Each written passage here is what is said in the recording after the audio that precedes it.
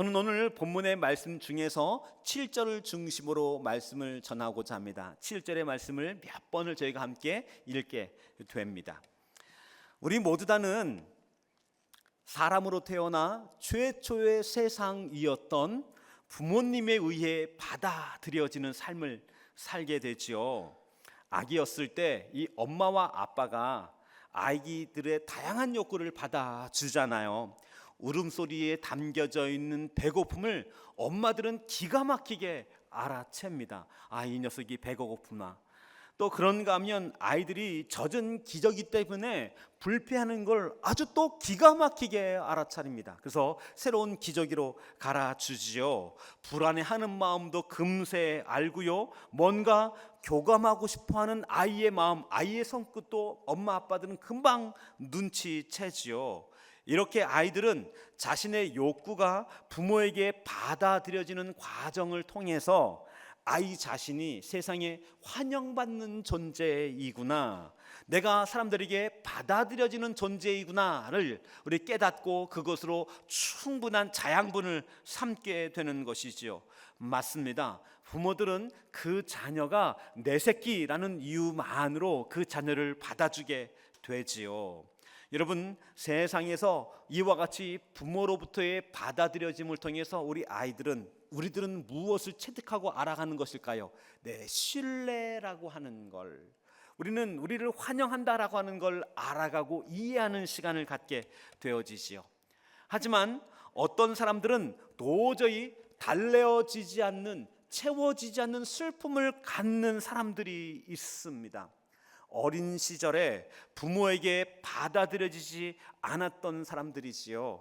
다른 누군가로부터 거절당했던 충격적인 경험이 있었던 것이죠. 그러하게 될 때 다른 사람을 거절하거나 아니면 자기의 세계에 속박당하는 그 연약한 삶을 살게 되는 것이죠. 그리고 일생을 거절과 불안, 그리고 인정 욕구에 시달리는 이 올무를 평생을 통해서 풀어가게 되는 것이지요.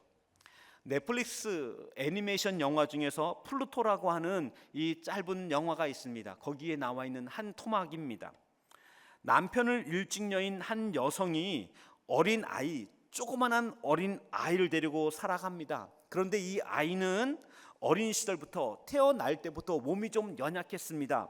그래서 체력도 굉장히 약했고 때때로는 빈혈, 그 원인을 알 수 없는 빈혈 때문에 이 아이가 자주 쓰러지는 것이지요. 그리고 이와 같은 그 아이를 케어하기 위해 여러 가지 노력을 했었습니다. 그리고 병원 생활을 오래도록 이 아이와 함께 하게 됐죠. 그런데 병원 생활이 길어지고, 그리고 병원의 비용이 많아지면서 감당할 수 없는 의료 비용에 고민을 하게 됩니다. 그런데 이 여인은 상당한 미인이었고 어느 날 욕심 많은 부자의 눈에 띄게 되면서 새로운 생활을 하게 되는 것이지요. 하지만 이와 같은 새로운 생활을 시작하면서 이 여성에게, 미녀가 출생했던 이 여성에게 남자아이는 거추장스러운 짐이었습니다. 그래서 이 아이는 유치원 때부터 기숙 유치원을 다니게 되어지고, 그리고 또 기숙학교로 다니게 되어지는 것이지요. 그런데 체력이 약했던 이 아이는 자주 쓰러지는 것이죠. 그런데 이 아이가 즐거워하는 것, 재밌어하는 것, 그리고 남다른 실력, 그것을 뽐낼 수 있는 것이 있었습니다. 그것은 바로 피아노였었습니다. 그래서 피아노에 매진합니다. 피아노를 치다가 졸도합니다. 피아노를 치다가 쓰러지는 것이죠. 그래서 이 피아노를 치면서 몸은 점점 약해졌지만 이 아이의 실력은 점점 출중해져 가는 것이지요. 그리고 어느 한 날은 드디어 그 눈의 시력이 상실되고 말았습니다. 앞이 보이지 않게 된 것입니다. 악보를 볼 수 없게 된 것입니다. 하지만 천재적인 감각과 그 뛰어난 영역은 줄어들지 않았습니다. 그래서 이와 같은 이 아이는 어느새 성년이 되어졌고, 그 성년이 되었을 즈음 사람들에게 아주 유명한 작곡가가 되어져 있습니다. 여러분, 그런데 이 성년이 되었을 그 무렵 이 사람은 어떤 사람이 되어 있었을까요? 여러분들 예상되지요? 거절되었다는, 자기의 부모로부터, 엄마로부터 거절되었다는 그 슬픔이 인격을 일그러뜨리기 시작했습니다. 사람을 바꿔 놓았던 것이죠. 따스했던 아이, 섬세했던 아이가 굉장히 냉담한 아이가 되어졌습니다. 다른 사람의 필요에 대해서 우리 굉장히 차가운 사람이 되어졌습니다. 다른 사람이 자기와 다른 생각을 가졌다는 그것만으로 그 사람을 거절하기 시작하는 것이죠. 그리고 자기가 가깝게 여기는 누군가가 또 다른 사람과 가까워지는 것, 친해지는 것을 보게 되면 그것을 배신으로 생각을 하게 됩니다. 온통 자기 중심적인 사람이 되어져 가는 것이지요. 누군가를 의심하는 사람, 배척하는 사람, 다른 사람을 제일 먼저 떠나는 사람이 되어지는 것이죠. 믿지 못하는 사람이 되어집니다. 그래서 그의 마음은 불충분함으로, 불충만함으로, 불평안함으로 마음이 우리 요동쳤고 그 올무의 인생이 모두 사로잡힌 사람이 되어지는 것이죠. 사람을 구속하는 가장 거대한 올무가 있다면 그 올무, 그 중에 하나는 거절당함입니다. 사람들로부터 받아들여지지 않았다는 감정이지요. 최초에는 부모로부터 우리 반복적으로 거절감을 경험합니다. 그런가 하면 중요한 타인으로부터, 중요한 사건 속에서 누군가에게 비참하게 거절당하는 충격적인 경험을 하게 되는 것이죠. 이 충격적인 경험은 여기 이 사람의 그림자처럼 따라다니기 시작합니다. 그래서 마지막 죽음이 다가오는 그 순간까지 이 거절당함의 올무 앞에서 꼼짝달싹 못하는 사람이 되어지기도 합니다. 그래서 친구 사이에서 인정받기 위해서 과도한 굉장한 선의를 베푸는 사람이 되어집니다. 분에 넘치는 착함과 선함을 베풀게 되는 것이죠. 일터와 직장 내에 있는 동료들을 경쟁자로 보게 됩니다. 사람들을 믿지 못하게 되는 것이죠. 때때로는 선량한 사람, 친절한 사람을 만나다가도 무언가 조금만 어떤 마음의 의심과 불편이 찾아오면 저 사람에게 뭔가 나에게 다가온 의도가 있다라고 생각하게 되는 것이지요.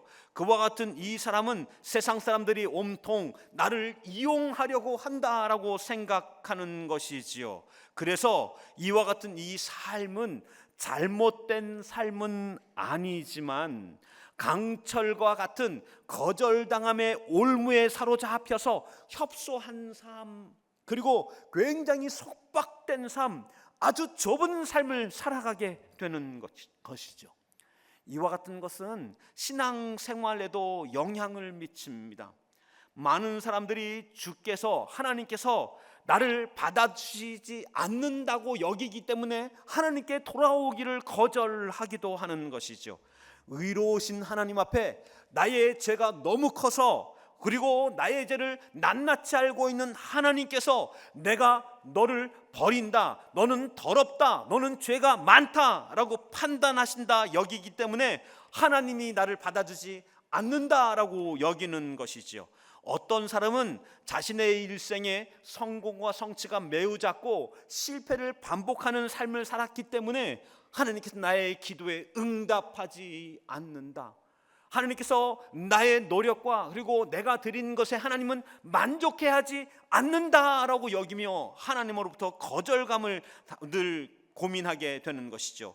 그런가 하면 이와 같은 것들이 쌓여져 가면서 하나님에 대해서 적대적인 마음이 쌓여집니다. 어떤 한 날은 하나님 앞에 불평을 돌아내게 됩니다. 그런가 하면 어떤 날은 하나님을 대적하는 말과 태도를 보이게 되어지고 공공연히 그것을 표방하게 되어지는 것이지요. 그와 같은 것들 때문에 하나님께서 나를 용서하지 않는다, 용납하지 않는다, 나를 미워한다 때문에 내가 이 세상에서 당하는 어떤 고난과 어려움이 있다면 그건 어쩌면 이와 같은 저주 때문이다 라고 생각하기도 하는 것이지요. 그리고 어느 한날은 나는 주님께로 돌아가기에는 너무 늦었다라고 생각합니다. 여러분, 이러한 여러 면들을 두고 세상 속에서 어둡거나 폭력적이거나 많은 거절로 많은 사람들을 상처를 주거나 심지어는 창녀촌과 같은 곳에서는 구원의 통로가 열려지고 연결되어져 있습니다. 왜 그렇습니까? 악한 욕망 가운데 죄악으로 가득한 곳에 상처와 슬픔이 가득한 곳, 바로 그와 같은 것이 구원에서 가장 먼 곳인 듯하나 오히려 그와 같은 곳이 구원에 대한 더 거대한 목마름이 있는 곳이기 때문에 그렇습니다. 타는 듯한 갈증을, 타는 듯한 내면의 이 불충만함과 그리고 불충족을 어떤 것으로 채울 수 없기에 이와 같이 은혜를 구하는 사람들이 있는 것이죠. 왜냐하면 스스로 구원할 수 없기 때문에, 탈출할 수 없기 때문에, 스스로 채울 수 없기 때문에 구원자의 손을 간절히 갈망하는 그곳, 그와 같은 사람, 그 사건이 되어지기도 하는 것이죠. 죄를 용납하지 않는 하나님, 그 하나님을 생각할 때 우리는 고민하게 됩니다. 그렇다면 이렇게 의로우신 하나님께서는 죄가 많은 이 세상 가운데, 그리고 여전히 하나님에 대하여 불평과 불만을 터뜨리는 세상 가운데 때때로는 하나님을 거부하고 거절하는 삶에 대해서 하나님은 어떻게 대하실까요?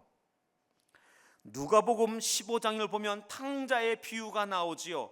여기에서는 방탕한 둘째 아들이 등장합니다. 그런가 하면 우리 아버지에게 돈을 받고도 그 돈을 방탕하게 써버린 그 아들을 오매불망 기다리고 있는 한 아버지가 등장합니다.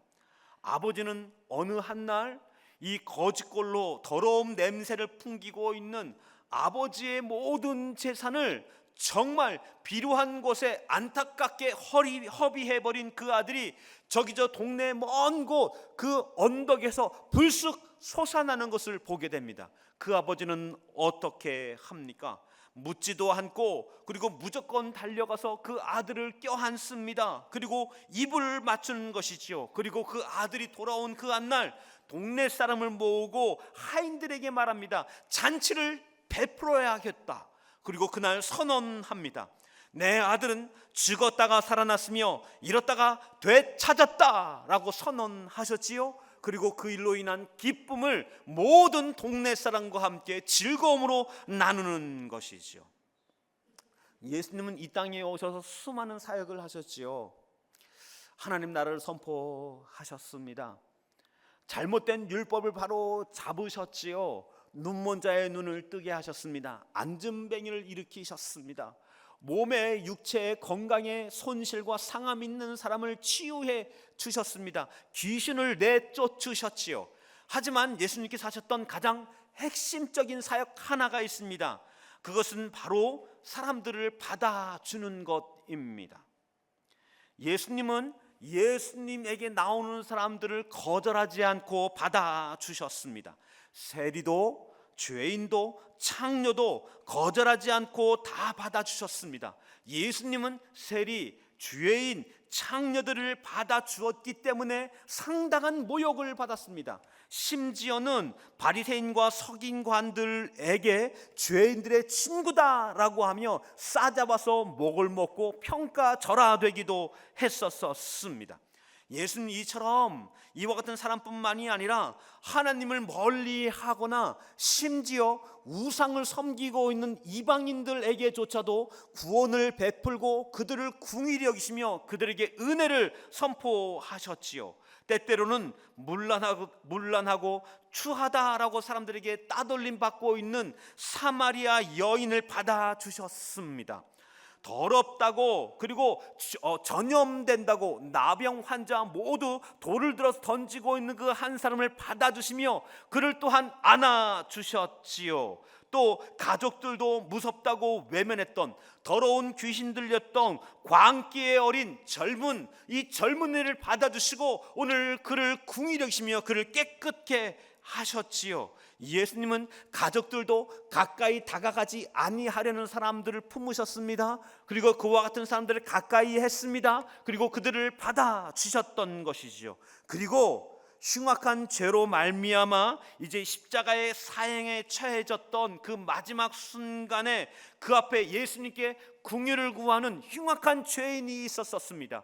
그도 예수님께 긍휼을 구합니다. 예수님은 그조차도 긍휼로 받아 주셨지요.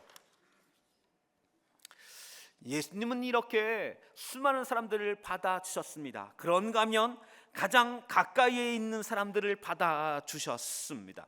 예수님의 제자들 중에는 로마에 충성하는 세리들도 있었습니다.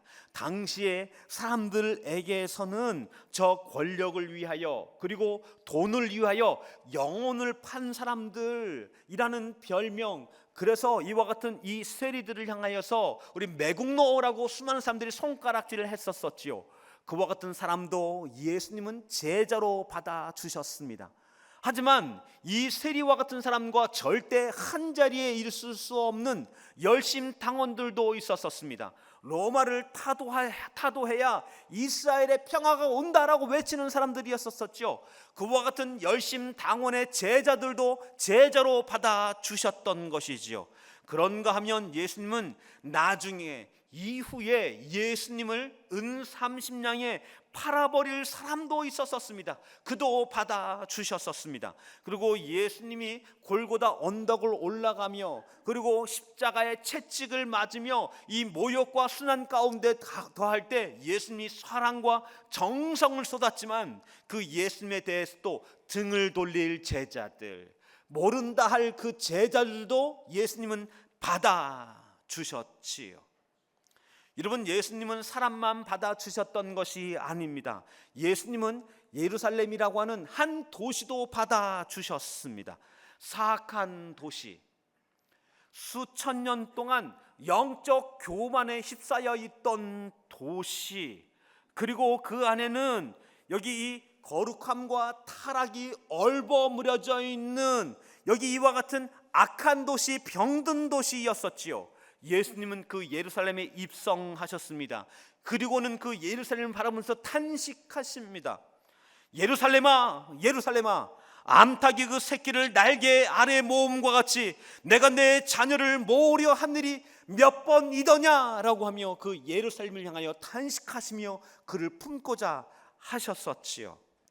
헨리 나우엔 신부님은 우리 영적인 생활에 있어서 가장 위험한 것 중 하나가 자기 거부라고 했습니다. 내가 어떤 사람인지 안다면 사람들은 나를 사랑하지 않을 거야. 내가 어떤 짓을 저질렀는지 안다면 사람들은 나를 예전과 똑같이 대하지 않을 거야 라고 하는 이런 생각인 것이죠. 우리는 우리의 인생 속에 자기 자신을 스스로를 어떤 사람으로 생각하느냐는 굉장히 중요한 문제입니다. 이것은 어린 아이에게만 중요한 문제가 아닙니다. 우리 청소년과 청장년 그리고 이곳에 있는 이제 우리 노년의 삶을 살고 있는 모든 분들에게 다 중요한 문제입니다. 어떤 사람은 일생을 두고 자기 자신을 용납할 수 없어서 괴로워합니다. 스스로를 저주합니다. 스스로를 실패한 사람이라고 낙인 찍는 것이죠. 자기 자신 스스로를 결코 용서하지 않습니다. 때로는 깊은 우울증에 빠진 분들이 있습니다. 이 우울증의 중요한 원인 가운데 한 가지가 자기 자신에 대한 용납을 하지 않는 것입니다. 자기 자신의 외모를 혐오합니다. 자기 자신의 성격을 싫어합니다. 자기 자신의 과거의 그리고 현재의 삶의 모습을 실패자라고 낙인 찍습니다. 그리고 스스로를 무능하다라고 여깁니다. 무익하다라고 여깁니다. 민폐 끼치는 사람이라고 생각합니다. 살아서 뭐하나라고 생각하게 되어지는 것이죠. 자신의 과거를 괴로워합니다. 과거의 수치의 현상이 어느 한순간 머릿속에 떠올려지면 그 수치가 드러날까 봐 전전긍긍하게 되어집니다. 이와 같은 일들로 인해 스스로를 저주하게 되어지는 것이죠. 때때로는 넘어집니다. 실패할 수 있습니다. 그런데 그 같은 실패와 넘어진 사건과 생각들, 그 같은 상황들을 떠올리면서 나의 초라함 때문에, 나의 비참함 때문에, 나의 어리석음 때문에 스스로를 쓸모없는 사람이라고 생각하는 것이지요. 2023년 디즈니 플러스에서 방영되었던 무빙이라는 드라마가 있었었지요. 이 드라마의 한 꼭지는 정말 감탄을 일으키는 그런 명장면이 있었습니다. 저는 그 장면 보면서 눈물이 주르륵 흐르더라고요. 이 주인공들 중에서 우리 회복력 그리고 괴력이라고 하는 어마어마한 힘을 갖고 있는 주원이라는 사람이 있는데요, 이 사람이 어느 날 자기 아내에게 탄식을 합니다. 세상에 나는 아무 쓸모가 없어진 것 같아 라고 말을 합니다. 그때 그의 아내가 그를 쓰다듬으면서 이렇게 말합니다. 넌 나의 쓸모, 난 너의 쓸모. 자기의 쓸모를 세상이 평가하는 평가나 아니면 실력이나 만들었던 업적이나 혹은 사람들의 평판으로 생각하지 아니하고 당신과 나의 관계 안에 있는 당신은 내가 필요하고 나는 당신이 필요하고 우리가 서로가 서로에게 얼마나 중요한 존재인가를 알려주는 이 대사인 것이죠. 그 대사에서 뭉클한 마음이 들었었습니다. 여러분, 그런데 우리는 더 깊은 곳으로 갈 수 있습니다. 여러분, 우리의 진짜 쓸모는 어디에 있습니까? 우리의 진짜 쓸모는 어디에서 출발합니까? 여러분, 우리는 사람들과 사람들 사이에서 당신은 나의 쓸모, 나는 당신의 쓸모라고 여겨지면 우리는 가치 있는 존재, 쓸모 있는 존재가 되어지고 우리는 비로소 괜찮은 사람이 되어집니까? 성경은 이보다 더 깊은 곳으로 저희를 초대해 줍니다. 그것은 무엇입니까? 그것은 하나님께서 우리를 향하여서 아주 독특한 목적과 그리고 특별한 부르심으로 우리를 지으셨다는 것이지요. 시편 139편 14절은 이렇게 말씀합니다. 내가 주께 감사함은 나를 지으심이 신묘막측하심이기 때문입니다 라고 저가 선언하는 것이지요.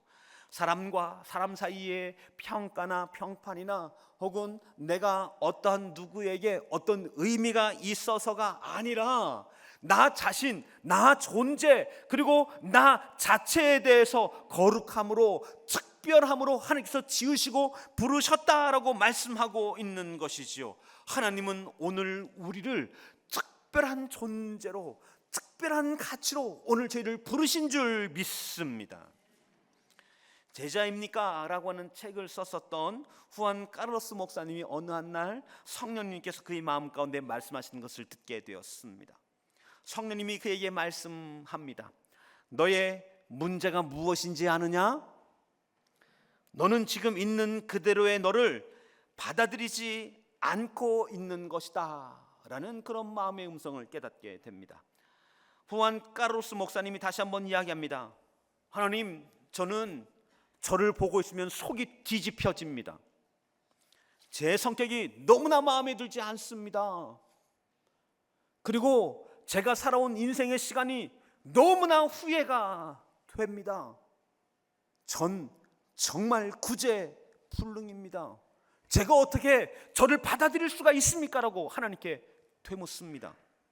그때 하나님께서 카를로스 목사님에게 조금 화가 난 듯이 그런 마음의 감동을 주셨다고 합니다.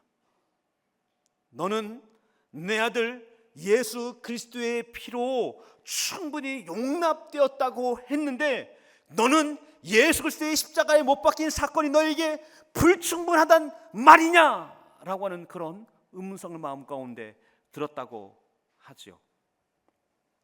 하나님께서 우리를 용서하시고 용납하셨다라는 사실을 우리가 진짜 믿는다면 우리는 우리 자신 스스로를 그대로를 받을 수 있어야 합니다. 여기 여러 어르신들이 계십니다. 우리 몸이 약해져 가는 것, 쓸모없어지는 것 아닙니다. 하나님의 인생의 시간과 계획 가운데 있는 것이죠. 그렇다면 우리는 그것을 있는 모습 그대로, 주님, 저는 약합니다. 그래서 주의 은혜가 더 필요합니다를 기도하며 우리는 우리의 작아짐을 받아들일 수 있어야 하는 것이지요. 여러분 자신에게 너무 많이 화내지 마십시오. 실수했다고 자책하지 마십시오. 원망하지 마십시오. 스스로를 비난하지 마십시오. 내 탓, 자기 탓하지 마십시오. 무능하다고, 못났다고, 실패했다고, 내 손에 쥐어진 것이 이거밖에 안 된다고 부정하지 마십시오. 하나님께서 주신 그 있는 모습 그대로의 나 자신을 사랑하시는 여러분 되시기를 바랍니다. 자신을 받아주는 사람, 그 사람은 무엇을 받아들이는 사람입니까? 하나님의 말씀을 받아들이는 사람입니다. 우리 7절 말씀 한 번 더 읽어 보실까요? 한번 같이 읽어 보겠습니다. 그러므로 그리스도께서 우리를 받아 하나님께 영광을 돌리심과 같이. 여러분, 우리는 다른 사람을 받아들이는 존재가 되기 전에 우리가 먼저 해야 할 일이 있습니다. 그것은 무엇입니까? 하나님께서 나를 받아주셨다는 사실을 받아들이는 것입니다. 우리는 그러면 이럴 때 한 질문을 할 수 있습니다. 예수님이 내가 어떤 거절을 당했는지, 내가 어떤 수치가 있는지, 나에게 어떤 약함이 있는지, 내가 어떤 실패를 했는지, 그때 내 기분과 내 감정이 어떤지 예수님이 어떻게 알아? 라고 반문할 만한 그런 분들이 계십니다.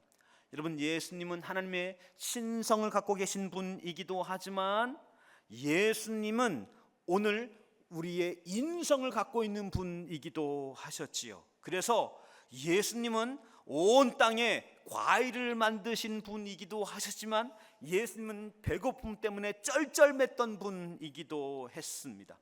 예수님은 생명을 창조하고 돌보는 분이기도 했지만 예수의 몸이 찢겨지고 구멍나며 거기에서 피와 고름이 흐르고 뼈가 부서질 때 비명을 지르며 그 속에 은혜와 긍휼을 구했던 한 인간이기도 했었습니다. 그 예수님은 우리가 거절당하는 아픔을 알고 계십니다. 왜냐하면 예수님도 거절당하셨기 때문이지요.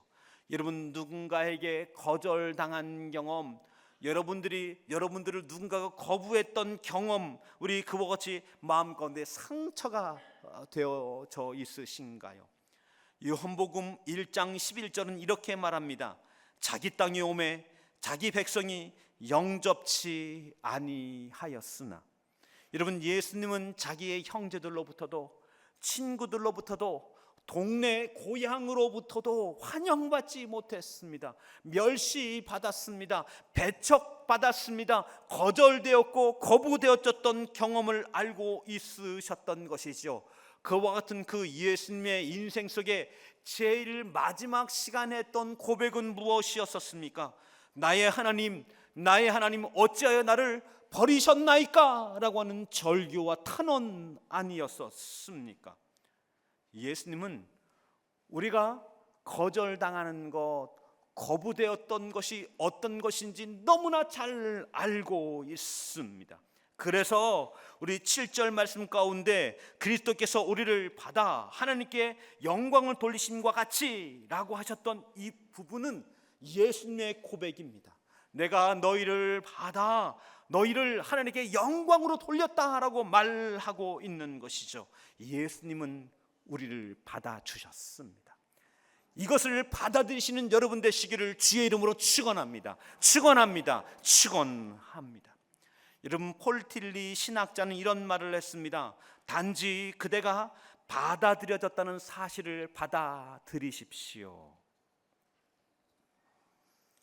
나의 과거와 상관없이, 나의 성품과 상관없이, 여러분이 이룬 업적과 승리와 상관없이, 성취와 상관없이 여러분들은 받아들여졌습니다.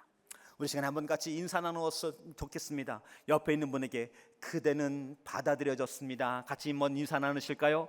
그대는 받아들여졌습니다. 여러분들은 받아들여졌습니다. 여러분, 이것은 고요한 음성입니다. 내가 알고 있는 그 어떤 사람보다 위대한 누군가에 의하여 받아들여졌다는 것이지요.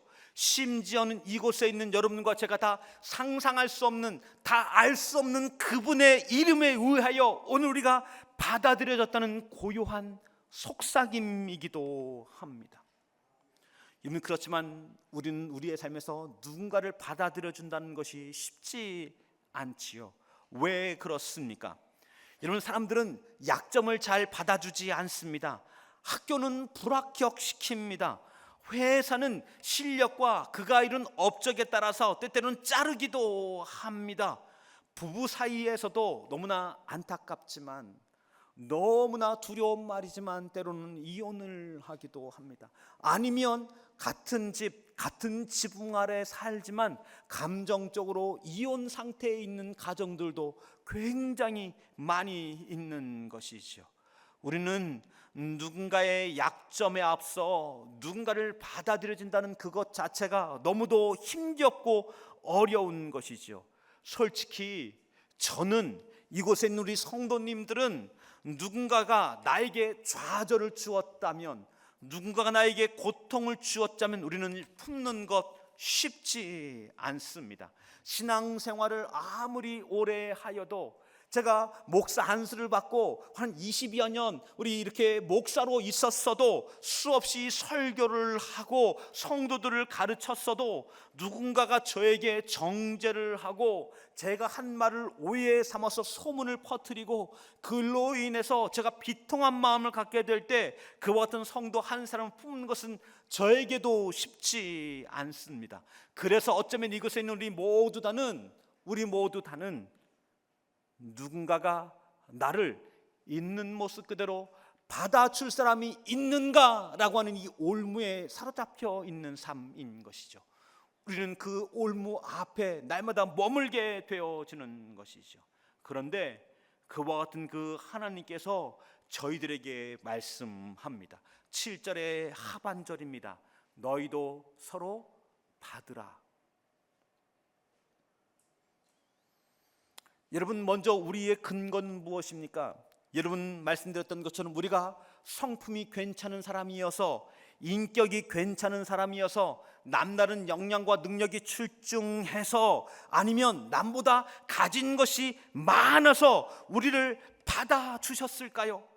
우리는 약점투성이인데 어쩌면 아직 우리에게는 짓지 않은 죄가 있을 뿐인데, 우리는 같은 죄를 반복할 터인데 예수님을 다시 한번 그 죄로 말미암아 십자가에 못 박게 될 수도 있을 터인데, 오늘 우리는 하나님을 거절할 수도 있는데, 우리는 하나님께 대못 박은 그것에 대해 하나님 어떻게 이럴 수가 있습니까? 로 하나님께 따질 수도 있는데, 우리 그와 같은 우리를 예수님은 무엇 때문에 받아주십니까? 그것은 우리의 성품이 아닙니다. 우리의 인격이 아닙니다. 우리가 예수님께 드릴 것이 많아서가 아닙니다. 우리의 헌금 때문이 아닙니다. 우리의 헌신 때문이 아닙니다. 무엇입니까? 예수님께서 오늘 우리를 이 땅에 지으셨고, 우리를 향하여서 내 아들 내 딸이라 부르셨고, 오늘 우리를 내 백성이라 말씀하셨기 때문에 우리 예수님은, 우리 하나님 십자가 보혈로 우리를 덮으시는 줄 믿습니다. 여러분, 예수님이 십자가에서 하셨던 그 놀라운 믿음의 고백은 무엇입니까? 예수님의 옷을 다 발가벗겨 버렸습니다. 예수님께 침을 뱉습니다. 예수의 머리에 가시관을 씌어서 머리로부터 발끝까지 피가 떨어지게 합니다. 그리고 예수님 수없이 많은 조롱과 모욕 앞에 머물게 되어졌습니다. 그때 예수님께서 하셨던 고백은 무엇입니까? 아버지, 저들이 하는 짓을 저들이 알지 못합니다. 저들을 긍휼히 여겨 주옵소서. 저의 죄를 사하여 주옵소서. 예수님은 예수님을 대적하는 사람까지도 용납해 주셨고 용서해 주셨습니다. 여러분, 이와 같은 여기 이곳에 필요한 것, 예수님께서 가졌던 것이 무엇입니까? 그곳에는 불쌍한 마음입니다. 이 땅에 있는, 여기 용납받지 못한, 거절당한, 겁을 두려워하고 있는 이 사람들의 마음 가운데 있는 불쌍한 마음, 그들을 보는 불쌍한 마음이 예수님께 있었던 것이죠. 여러분, 오늘 예수님께서 저희들에게 서로 받아주라 말씀합니다. 여러분, 여기 이 명령에 순종하기에 앞서 오늘 우리에게 필요한 것은 무엇입니까? 오늘 우리에게 부어주시는 것은 무엇입니까? 나 같은 죄인을 용납하신 예수님, 나 같은 악한 사람을 오늘 용납해 주시고 받아주신 그 놀라운 은혜의 사랑 앞에서 오늘 저희들에게 불쌍한 마음이 필요합니다. 나 자신을 불쌍히 여기는 마음뿐만 아니라 오늘 우리의 이웃을 돌아보는 불쌍한 마음, 오늘 우리로부터 거절당한 사람들에 대한 불쌍한 마음, 어쩌면 우리에게 상처 주었을 만한 사건과 사람과 상황에 대한 불쌍한 마음, 이 불쌍한 마음이 우리의 심령 가운데 샘솟고 젖어들고 그리고 하늘로부터 다운로드 되어질 때 오늘 우리는 새로운 관계로 이 땅을 살아갈 수 있게 되어집니다. 그 관계는 무엇입니까? 서로 받아줌입니다. 서로가 서로에게 손 내밈입니다. 서로가 서로를 용납해 줌입니다. 서로가 서로를 안아줌이 그 안에 발현되어지는 것이죠. 새로운 관계가 만들어지는 것입니다. 여러분과 저희들에게 오늘 우리 주님께서 주시는 부으시는 불쌍히 여기는 마음이 부어지기를 주의 이름으로 축원합니다. 축원합니다. 축원합니다. 여러분, 우리 명절 앞에 있습니다. 어쩌면 이번 명절 가운데 가족들과 만날 때 용서할 수 없는, 용납하기 어려운 상처 주었던 가족과 만날 수도 있습니다. 우리 그 만남 가운데 하나님께서 여러분들에게 그 가족을 불쌍히 여기는 마음을 부어주시기를 원합니다. 여러분, 오늘 우리는 우리 여기 일터와 직장 가운데 우리 누군가를 용납해주고 용서해줄 수 없는 사람이 있습니다. 여러분, 저는 여러분들에게 용서해주라 말하지 않습니다. 여러분들 마음 가운데 불쌍히 여기는 마음이 임하기를 원합니다. 그 사람을 불쌍한 눈으로 보게 될 때 그 사람의 상황을, 그 사람의 태도를, 그 사람의 말을 새롭게 해석할 수 있게 되어지는 것이죠.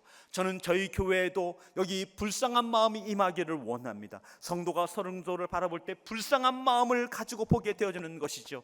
옛적에 그 사건 가운데 있었던 그 마음이 어떠할지를, 그 마음 가운데 있는 고민이 어떠했었을지를, 그 말 뒤에 그는 어떠했었을지를 우리는 불쌍한 마음으로 보게 될 때 그 속에 십자가로 말미암은 용납과 은혜를 경험하게 되어집니다. 무엇입니까? 받아줌입니다. 나를 받으신 그 놀라운 사랑으로 인한 서로 간의 받아줌이 일어나는 은혜의 한 주간 되시기를 주의 이름으로 축원합니다. 축원합니다. 축원합니다.